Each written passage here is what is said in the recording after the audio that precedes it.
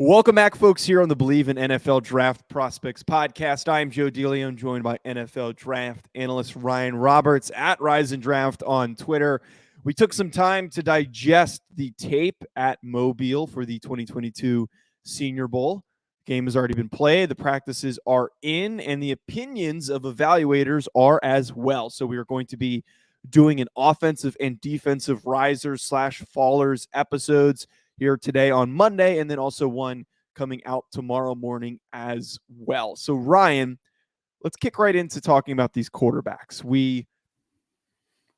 This quarterback group was unnecessarily over talked about because the group itself is a bit underwhelming, and we should have been focusing on our energy towards some of these better position groups. But nonetheless, it's a quarterback group, and one of these guys might get drafted kind of highly, and the rest are going to get sprinkled into the first round wherever they do. Mm-hmm. But if we were to assess a riser, a guy that looked really good, the buzz really came from Malik Willis from Liberty, who had a really iffy first day, pressing a little bit too much, and then recovered and bounced back for the final two and looked really good. And that seems like he was the only guy that constantly was getting talked up throughout the remainder of the week. Yeah, I feel like I had a pretty good take with Willis and actually with Ritter as well, to be honest with you, because both were really bad on the first day. And even Ritter showed like steady improvements over the last couple of days. But Malik Willis obviously left the week as the guy where everyone was kind of touting as the riser, the guy that kind of, just he ascended himself amongst the group. And I don't think that it was so much so that Malik Willis really did something astronomical here. I feel like it was also a part of the fact that we're going to get to the second half of this is that the rest of the quarterbacks just weren't very good. Let's call it what it was, right? Like it was not a great group, but give it to Malik Willis after a really rough first day where we talked about, I think Joe Marino again from the Draft Network said he had the 5 best throws on day one and they had the 5 worst throws on day one. So it was just incredibly up and down, but we saw marked improvements over the next 2 days.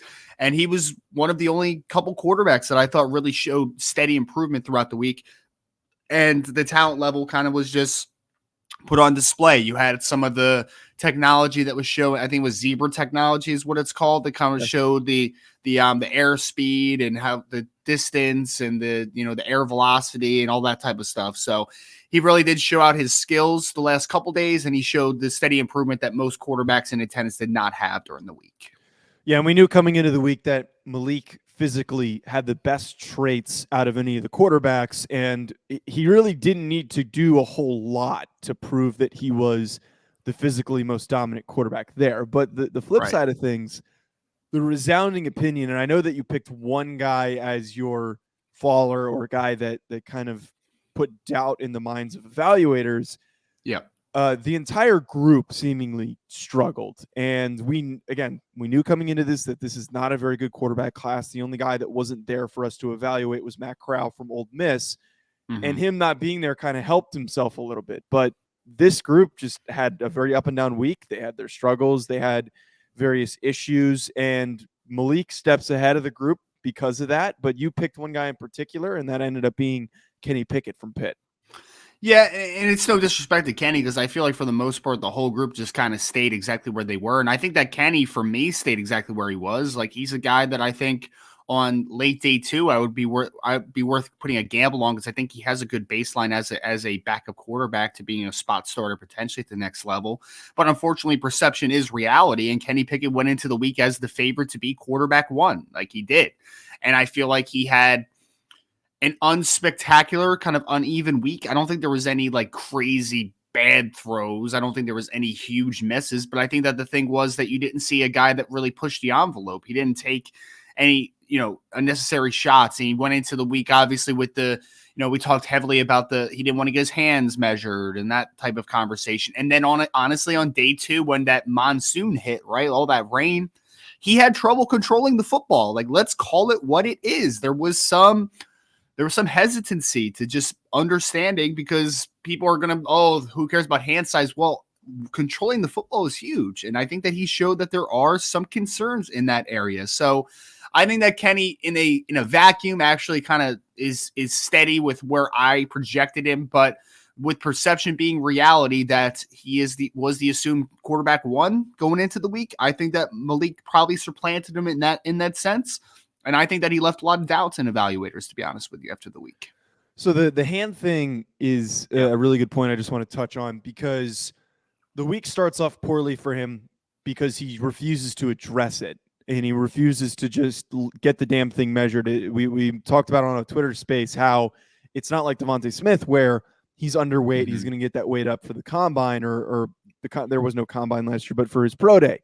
And Kenny can't make his hand bigger. He's going to stretch it, and he talked about it, which was stupid. But instead of just getting the damn thing measured, putting it out there, owning up to it, and moving past it, it was a talking point amongst the quarterbacks the whole first day. Yeah. And then when it rains, people are talking about like, oh, it's raining out. How are the small hands going to do in this?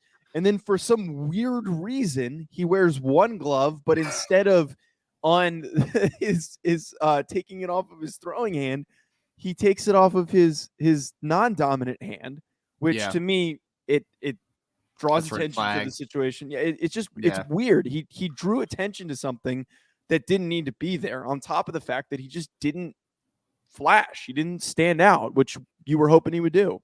And also, it's a simple fact of, I know people, he wants to get the exercises to get an accurate measurement on the hand. Like, that's kind of the whole story with the double jointed thumb or whatever. And whether it is a legitimate story or not, what is the big deal if he measures in?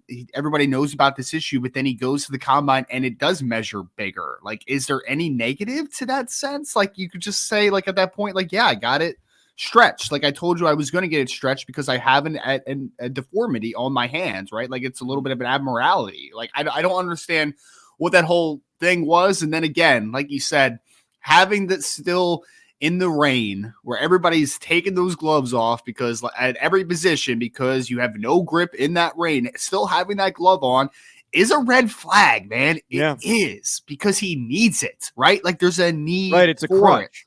It's a crutch, and whatever you want to call it, there is a need for it in that sense. So I feel like it didn't start out great. I feel like day one, we talked about it. It was just like he was steady Eddie, like, it wasn't awful, but it wasn't great either. And then I think the rest of the week was just very meh at that point. So he went into the week as the favorite to potentially be quarterback one, and I feel like he left without it. So that's why he is the ipso facto faller of the week, just because I think that the perception now is that he probably is not quarterback one as today stands. So moving on to the running back group, there were some guys that had a couple flashes here and there, and we know that it's highly talked about at the Senior Bowl every year that it's tough to properly evaluate the running backs because of the general thud that is going on during these run periods. It's usually not full contact. But Damien Pierce from Florida was getting a lot of buzz for some of the things that he showed. Why did you pick Pierce as your riser? Well, he just checks every box, right? Like, you see the physicality that he runs with on film, and you see the frame, and you're like, okay, that translates really well. But the things that really popped off is I thought he caught the ball well at Florida to begin with, just kind of a natural hands catcher. But I feel like he looked comfortable catching the football. And then he had some dominant pass blocking reps. Like, what was it? The second practice, right, of the week? To end the practice, he stonewalled a linebacker when, at the end of practice, they kind of highlighted a one-on-one at the end of each. And he had a great rep, and he's just consistently showed out in that sense all week, and I feel like he's a guy that there's a baseline to, and a lot of people were wondering, why did Florida not highlight him enough in their offense? And I still think people have that same question, because it's just like, he's a physical, explosive runner, which, like you said, doesn't get highlighted as much during this week because there's not a ton of tackle breaking and contact balance showcasing, because you're not bringing runners to the ground. But then the fact that he shows the baseline of being able to catch the ball solidly, being able to be a plus pass blocker, I feel like Damien Pierce took full advantage of his week, and he was, I would say comfortably the best running back in attendance, in my opinion. Yeah, so the player awards, which was voted on by the players, Brian Robinson from Alabama won, and then Abram Smith won from Baylor. So that fits the conundrum of, okay, why did we let the players vote on this? Because the outcome for this specific position group, the rest of them all made sense. The rest of them, if you watch the practices, you're like, oh, I can see why he was in the conversation at the very least. But those two guys didn't make a whole lot of sense. And your faller ends up being Abram Smith, who I was saying to you, when I saw that was the case, I said to myself, I didn't even know that Abram Smith was here. I didn't even know that he was at the Senior Bowl because he didn't stand out to me. So care to elaborate a little bit more on why you picked him as a faller? Yeah. So I picked Abram Smith, like you said, out of Baylor. And, before our show started, Joe said, well, wasn't he practice player of the week? And I'm like, I don't even know, but I really don't care, to be honest with you, because, first and foremost, it's a great story, right? Like, he's a former linebacker who switched over to running back and had a absolutely breakout campaign during this final season. He averaged, I think, close to 7 yards a carry, and he was a dominant player for Baylor who, obviously a Big 12 champion, Baylor Bears. So hats off to Abram Smith. It's a great story.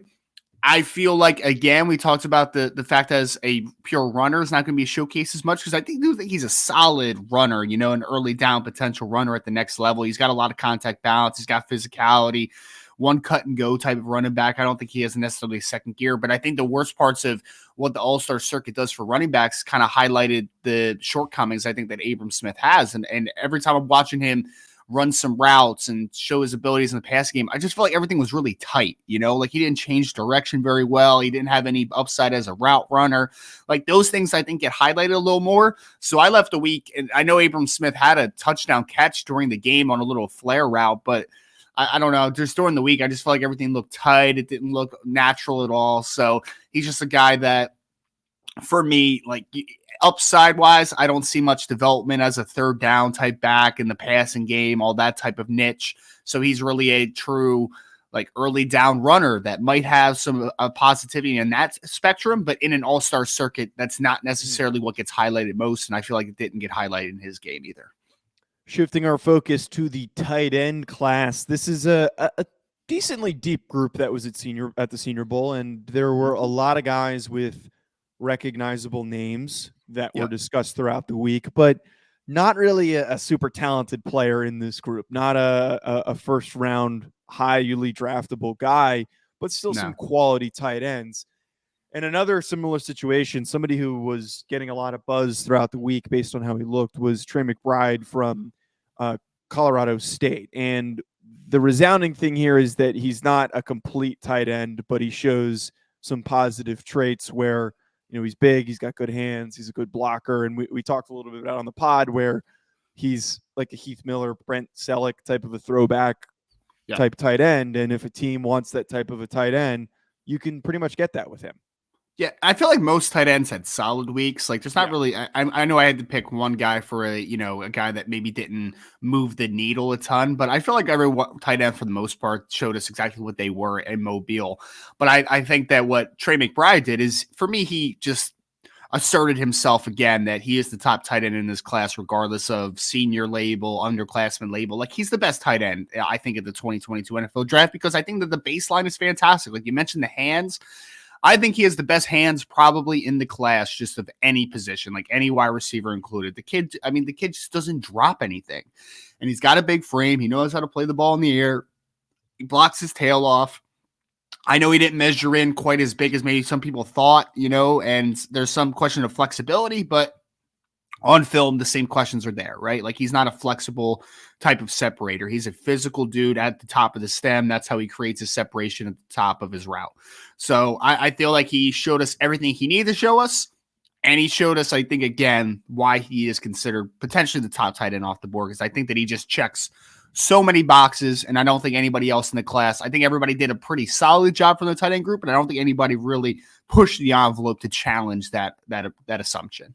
So you alluded to the fact that there wasn't really a guy who struggled, but you had to pick somebody who didn't really stand out, didn't really do a whole lot, and you went with Nevada's Cole Turner. Why'd you do that?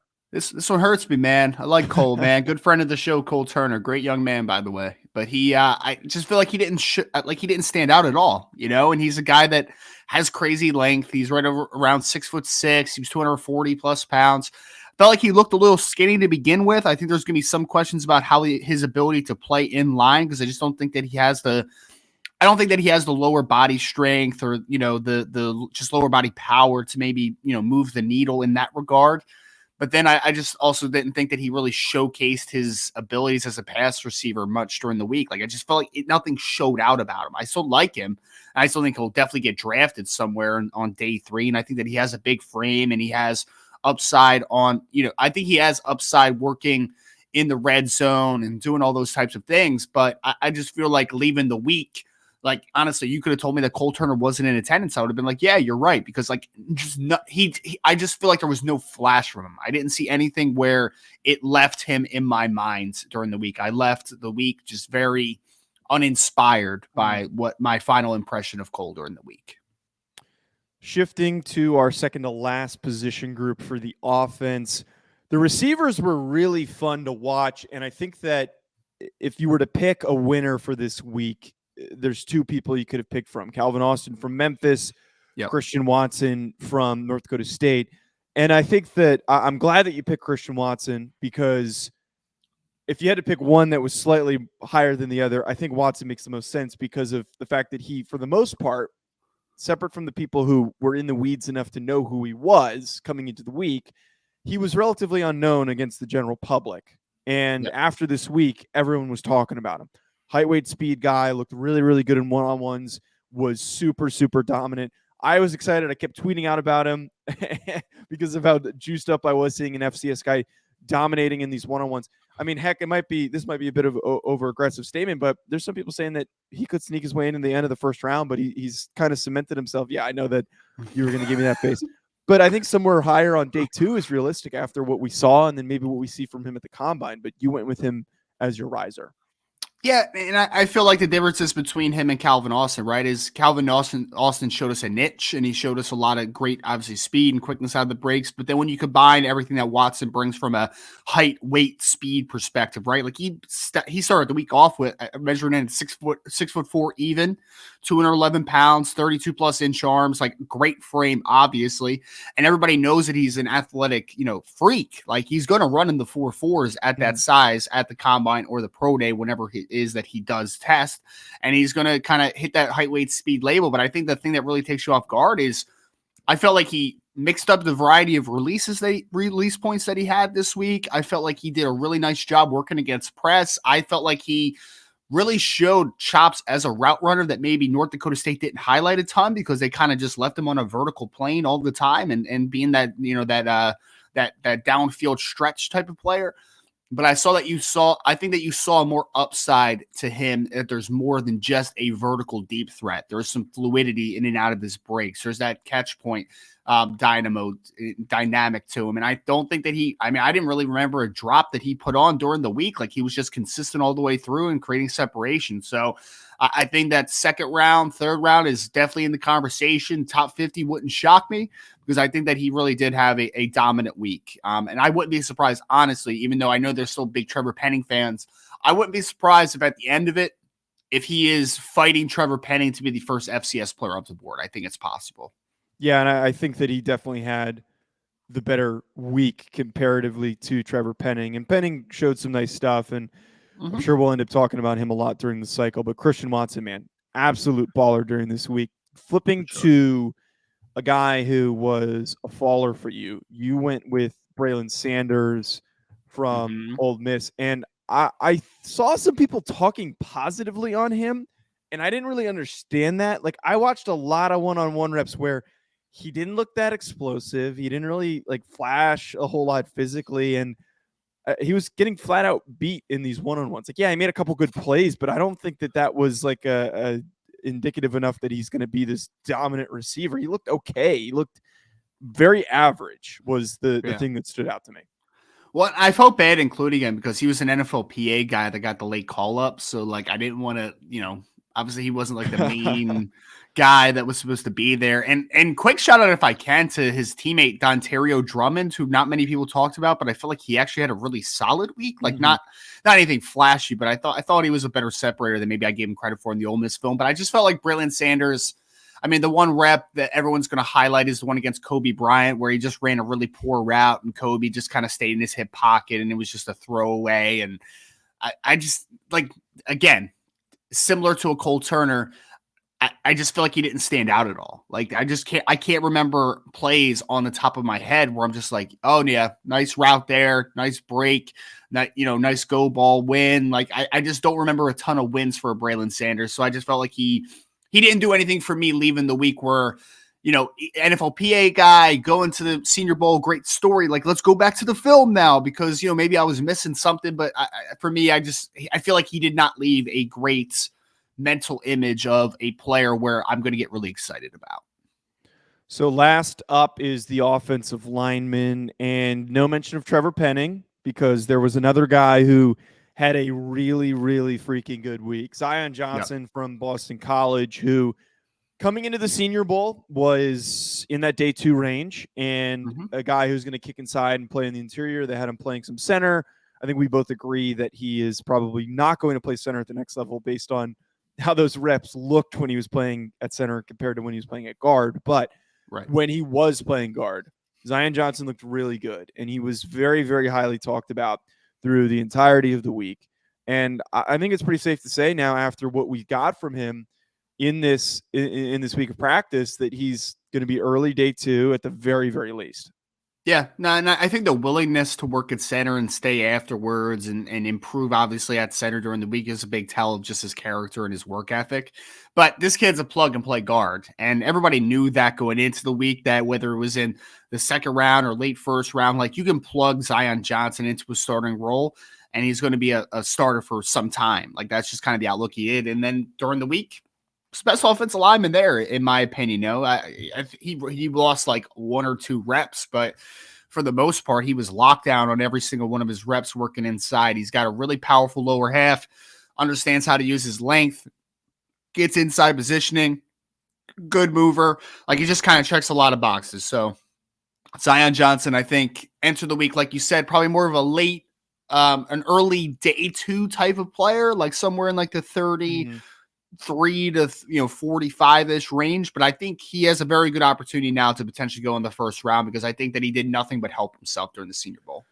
Yeah, as a Giants fan, I'm very, very excited about Zion Johnson, and I'm praying that nobody tries to take him at the end of the first round because that would be a perfect solution to their interior offensive line problems. Last player that we're going to discuss here on our up and down list for the offense, Bernhard Raymond, Central Michigan. We already mentioned some of his struggles at the Senior Bowl, and coming into the week, we knew a guy that was had moved from tight end to offensive line. Physically, he looks very well put together. He's big, but then you watch him in the one-on-ones, and you saw a guy that lacked flexibility. You saw a guy that was struggling a ton in those situations, going against some very talented edge rushers. It kind of helped that we had these really good edge rushers because it exposed some of these players that we thought were good, but facing against the top talent did not do very well. And Bernhard Raymond was one of them.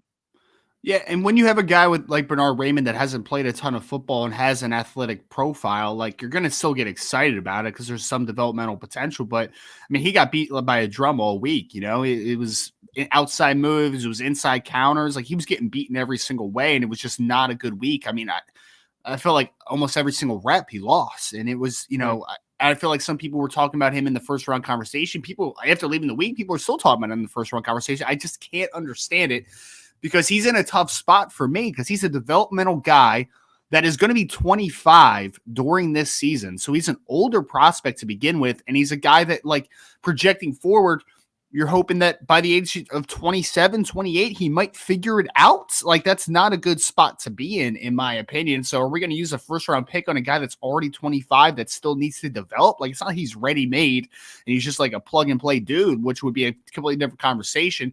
I think he leaves you a little uneasy because I think that the capital is not going to quite be worth what the upside is for a guy like Bernhard Raymond, even though he does have some tools to work with. Just a guy that I think is in a very funky and odd spot for where he might get drafted. Folks, that's going to be it from us on this offensive evaluation show for the 2022 Senior Bowl. Make sure you hit subscribe if you're listening on audio or if you're tuning in on our YouTube channel, because this is just the beginning of our evaluations for the 2022 NFL Draft. We'll catch you later, folks. Enjoy the rest.